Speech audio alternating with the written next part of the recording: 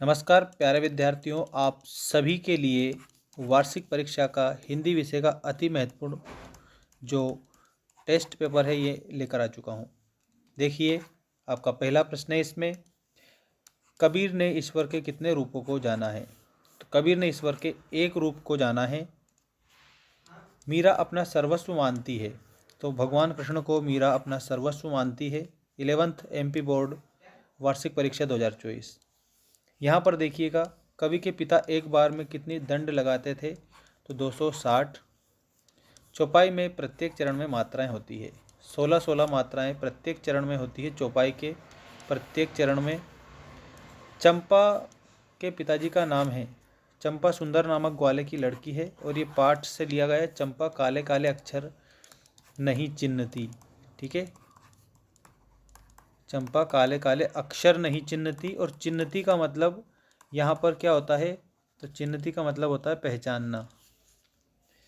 माधुर गुण में वर्णों की होती है, तो माधुर में कोमलता होती है, ये आपको ध्यान रखना है। इसके बाद में रिक्त स्थानों की पूर्ति कीजिए वाले महत्वपूर्ण प्रश्न देखिए आप सभी। दुनिया सोती थी पर दुनिया की जीभ जागती थी, खाली स्थान में जीभ लिखेंगे। मियाँ नसीरुद्दीन किस्म की रोटियां बनाने के लिए मशहूर थे? 56 प्रकार की रोटियां बनाने के लिए मशहूर थे। लॉर्ड कर्जन ने भारतवासियों को गर्म तवे पर की भांति नचाया है? तो इसमें पानी की बूंदों की भांति नचाया है। भारत शब्द संस्कृत भाषा का शब्द है। धनराम दर्जे तक स्कूल देख पाया था, तो तीसरे दर्जे तक ही वो स्कूल देख पाया था। एक अंक की विधा है। अगला प्रश्न देखो, जामुन के पेड़ के नीचे दबे आदमी को दाल भात किसने खिलाया था? ठीक है, तो वहाँ पर आप लोगों को माली ने खिलाया था। इसके बाद में सही जोड़ी बनाइए वाले आचार्य रामचंद्र शुक्ल। तो यहाँ आपको आचार्य रामचंद्र शुक्ल के बारे में बताना है। इन्होंने अलंकार को काव्य की आत्मा माना था। काव्य की शोभा बढ़ाने वाले तत्व क्यों कहलाते हैं? अलंकार कहलाते हैं। जहाँ वास्तविक विरोध न होते, विरोध का आभास होता है, वहाँ पर विरोधाभास अलंकार होता है। व्यंजना शब्द शक्ति के प्रकार आप लोगों को इसमें बताना है। शब्दी व अर्थी 2 प्रकार। काव्यानंद को कहा जाता है, रस को काव्य का आनंद कहा जाता है। समास के भेद है 6।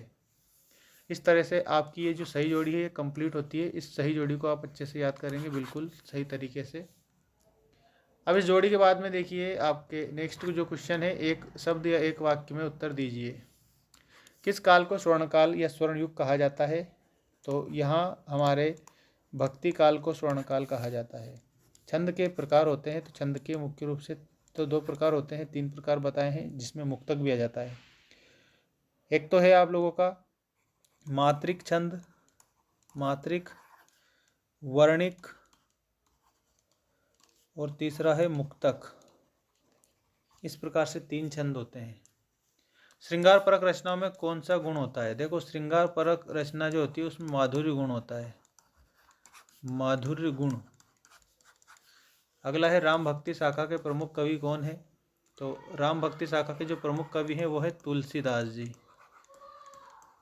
तुलसीदास जी का प्रतिनिधि ग्रंथ रामचरितमानस है। रामचरितमानस आप इसमें उत्तर में बताएंगे। इसके बाद अगला देखिए, समस्त रसों में रचनाओं में जो चित्त को सूखे दिन में अग्नि के समान शीघ्र व्यक्त करे वे कौन सा गुण होता है? शीघ्र व्यक्त करे, अग्नि के समान शीघ्र व्यक्त करे, तो वहाँ पर ओज गुण होता है। यहाँ पर आपको ध्यान रखना है, ठीक है।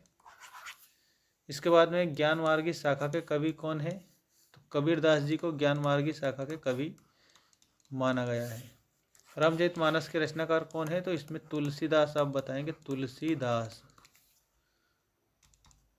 अब देखिए आपका अगला जो प्रश्न है उसको सत्य असत्य लिखिए वाला। लता के गाने में करुण रस विशेष प्रभावशाली रीति से व्यक्त होता है, इसमें आप लोगों को क्या बताना है? सत्य लिखना है। भारतीय शास्त्रीय संगीत का मुख्य वाद्य सितार रहा है, इसमें सितार भी रहा है, सत्य बताना है। कुएं की खुदाई में एक और विशेष तरह की चिनाई करने वाले दक्षिण लोग चेलवांजे तो चिजारो कहलाते थे, ये आपका सही है। साहित्य संगीत कला से विहीन साक्षात बिना पूंछ के समान पशु के समान होता है, ये भी आप लोगों का सत्य है। अग्नि का पर्यायवाची क्रसाणु है, इसमें आपको असत्य बताना है। 9 2 11 होना का तो वापस होना है, इसमें भी आपको असत्य बताना है। ऐसे आपको इसे कंप्लीट याद रखना है सारे पेपर को।